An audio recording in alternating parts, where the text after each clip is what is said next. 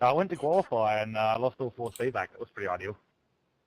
Okay, and as you can see, we got the Mustang standings up here. Ben Schnell, despite not winning the last race, is in the lead. You've got John Barry in second. Now we go to the Jetta Championship. Gustavo was back last week. I don't believe he's here this week. Jackson Ferrer's got a big lead in that championship, but I believe Gareth Lavell's here tonight. So hopefully they can continue their battle, and those three guys look like they're the class of the field. I don't know if Tobias Stingle's there. We'll have to wait and see. And on to the Solstice. Someone doesn't know how to sell Solstice. There's an S in there. Brad Fenley, Craig Hopkins, Alan Opilock in a really tight battle. Alan Opilock's back here again today, so if he carries on going for the rest of the season, it looks like it's going to be a great three-car battle for the rest of the season. Separate qualifying at the Nürburgring, so you had to do it outside of the session, so only two people in the Mustang qualified. Dan Karastan, I can't even say his last name, Kastanzis. Ridiculously fast in general. It's a bit of a specialist around here on pole with a 943. Jorgwit with a 952, and then the rest of them are just basically done on their iRacing. That's how I believe they do it, unless John can correct me on that. No, that's correct. In the Jetta, Jackson, three Jettas, which is good. Gareth Lavelle there, David Castleton, who I believe we have seen this season, if not his name sounds familiar. Jackson Ferrer on pole, 10:24, so they are slower than the Mustangs, but not ridiculously slower than them. And looks like no one in the Solstice bothered to qualify, so they're going to be in qualifying order, or iRating order, should I say. So this track is obviously the current Nürburgring, which I think we spelt wrong in the overlay as well, and the old Nordschleife together. So it's going to be phenomenal. And looks like they're off. It looks like we are following. Who's that? That must be Dan. That's Dan, I think, yeah. So obviously they're on the current Nürburgring track, and then they go through the infield section, and then just before they go down the main straight at the end, they'll flick out onto the Nordschleife ring. Looks like they've all got a fairly clean start.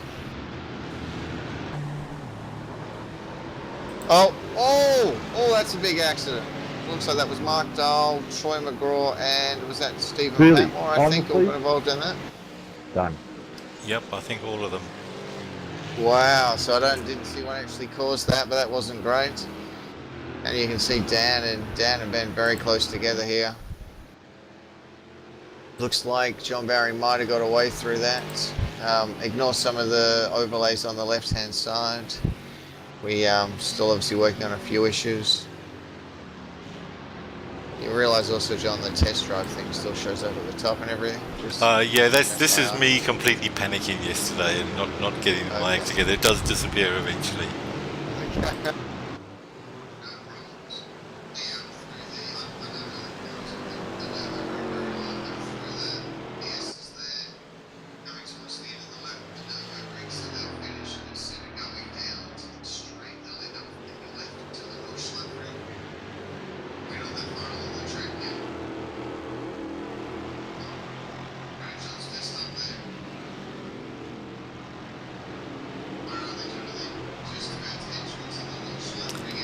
Yeah, that's just they're just about to come into the chicane.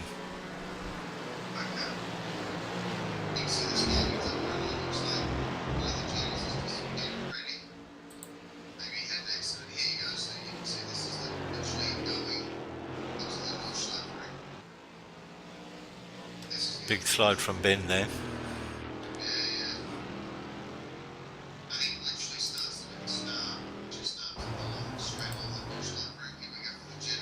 Nice work, mate.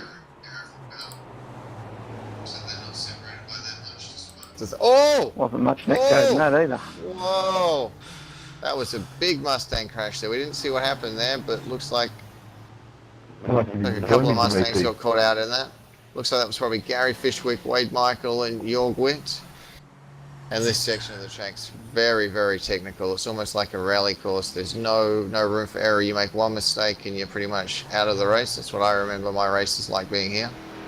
Well, there's definitely a barbecue going on there. Oh, that's me done. Oh, that looks like that was Ben. Yeah, Ben's hit the wall as well. Wow. So yeah, he's out. And that was Troy McGraw going past him. So once again, we unfortunately didn't see what happened. That's a great, that is. You can actually get airborne over that hill if you get enough speed. But yeah, very tight technical track. Here we go, got some standing. So it is only a 3-lap race, but with the race, it looks like someone's actually got some damage in front of them. Looks like that was I think. Chris Odd or whatever. Yeah, I think Troy had some damage as well from that first incident. Yeah, it looks like he had a bit of damage. It was a super messy first half of the lap anyway.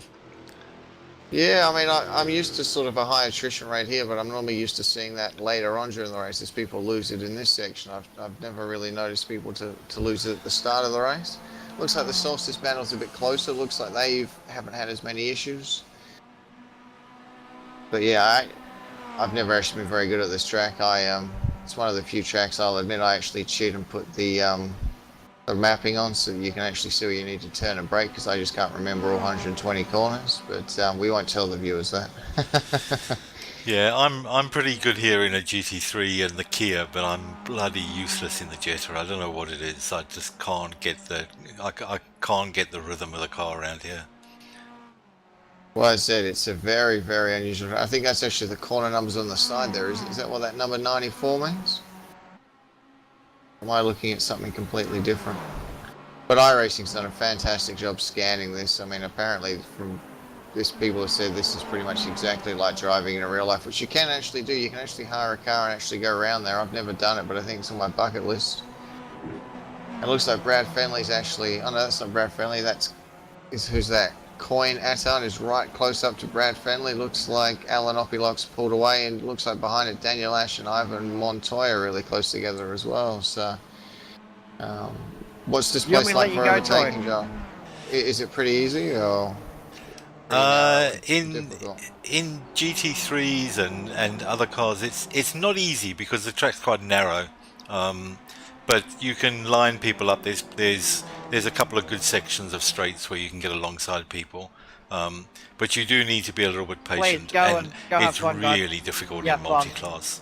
Most of the laps I've done here have been in the VLN series, and in that you've got the GT3s and down to the MX5s, and the closing speed is just incredible, seriously incredible. So you have to be really careful. Wow, this looks like a good battle here. Looks like Troy's caught up with John, and that looks like behind him is Corey Jayot. We haven't seen Corey Jayot before, but he's obviously got some serious speed here. I don't know what section of the track they're in now, but it looks like it's a pretty fast-flowing track. Yeah, I think Corey got away from them at the start with all the with all the weird stuff that happened on those first couple of kilometers, but they caught him pretty quickly, and I think if I remember right, he pulled over and let them by because he figured they were faster than him. And that's maybe a smart thing to do, because this race is more, as I said, like an endurance thing rather than a sprint. It really is just a case of can you survive. But it looks like Dan Costanzas has just checked out. I mean, I know he's a whiz around here, but I can't even see him. He's not even on the same piece of screen here. So. No, he's 12 seconds ahead already. That's crazy. Wow. But these two guys are pretty much nip and tuck here with Jackson Farah and Gareth Lavelle. Ignore the lap times down there. They didn't do an 8-second lap round the North lap thing. I think it's the system having a sad because the lap's so long. But you can see those two have got away from David Carlson, who looks like he must have had a problem because he's fallen back behind the Solstice. So maybe he was involved in early. And they're actually catching the tail end of the Mustang. So this is going to be interesting because, as you said, it's a difficult place to overtake, and it always gets a bit funny through the carousel. I love that corner. It's a fantastic corner if you can get it right. And I just love this track. I'm not actually very good at it, but it's just a nice track just to drive on by yourself. It feels like it's more like a rally track than anything. So, but yeah, I don't think I've ever done well in races here because I just don't have any speed here. Once again, any track with corners on, Oliver doesn't seem to do well at. So, but these two look like they're having a ding-dong battle here, don't they? Yeah, they're pretty close, and the Solstices are having a good battle as well. Yeah, that's Brad Fenley and Coin Attard. As I said, I don't think we've seen Coin before. I've seen him in other races, but not in this series. But yeah, they are nip and tuck. But as you said, it's obviously hard to... It looks like he's got a good run on Brad there. Looks like he should be able to get Brad up into the left-hander there. Or is he a bit too far behind?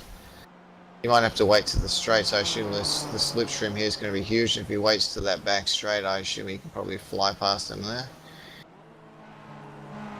Where are they on the lap, John? Are they sort of a decent distance around this? I always get lost. This is about 2/3 of the way around now. Okay, there you go.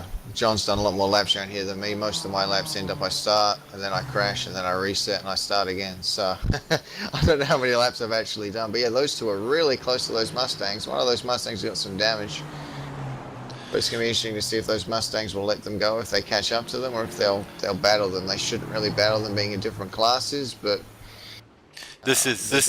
Ooh, that was a bit tight. Whoa. I think he's been in the wall. I think it's Gary Fishwick there by the look of it. So another one of our teammates. I think he actually got involved in one of those. I think he got involved in that early incident with a couple of the Mustangs that we saw as they were coming onto the Nordschleife ring. Remember we had those three of them. I think Gary Fishwick was one of them. And I think Pat Moore was one of the other ones. This is the second carousel. It's a really... Oh no, he's gone off. It's so easy to do that there because it isn't banked as high as the first one, and it sort of it throws you off of it very easily as you come off. You try and accelerate, and you just go shooting off the banking. Wow, he looks like he got some damage to his right hand side of his car as well. So it's going to be interesting to see if that's going to affect him long term. And as you can see, they're now back onto the main front straight. So now. That's effectively one lap of the combined thing. Ignore the lap time again, and once again he didn't do it. Oh yeah, 9:44. That's actually a really good time. You can see now they go back onto the main track, do that till they get back to the chicane, and then they'll go back around and they'll do that 3 times. So, yeah, so we cycle through all the cars here. So we've dropped down to Troy now, and then we're going through all the cars one by one. Oh, there you go. Well, some of them look like they're still intact. That one's got a little bit of front end damage there. Who is that? Is that Jorg Witt or is that Wade Michael? No, that's Jorg. He's obviously had some kind of problem, or he's pretty slow because he's dropped a long way behind Troy and John. Same with Gary. Gary's got some damage. Gary's pitting. Long way to go to have to pit here. You got to basically out a 10-minute lap to be able to pit. There's Jackson Ferrer, obviously pulled out from Gareth. Gareth looks like he's still got some speed, so he got very lucky there that he's got a little bit of damage, but that could have been the end of his race. Hitting the thing, and you can see down this straight. This straight is it even longer than the Le Mans straight? I think it might be. I think it is. And the Jettas are terrible on the straight because you reach the rev limiter about halfway down it. Probably not ideal. We'll have to ask the Solstices how many trees there are down the straight, because I'm sure they've got time to count them. That might have to be the interview question. Yeah, how many trees are there down the straight? Maybe they get bonus points for that. And then even this straight's pretty long in a Solstice. So who's that? We got Brad Fenley. Looks like he's pulled out a little bit on that Coin Attard, so he must have extended his lead. At one stage they were right up behind him. Looks like Daniel Ayash has actually caught up with him. At this track. Yeah, the last bit coming onto the onto the long back straight is really technical, so you can easily make up or lose time there. That's fair enough. Oh yeah, he's definitely... Okay, that's basically it. Okay, that's cool. Stop recording, John.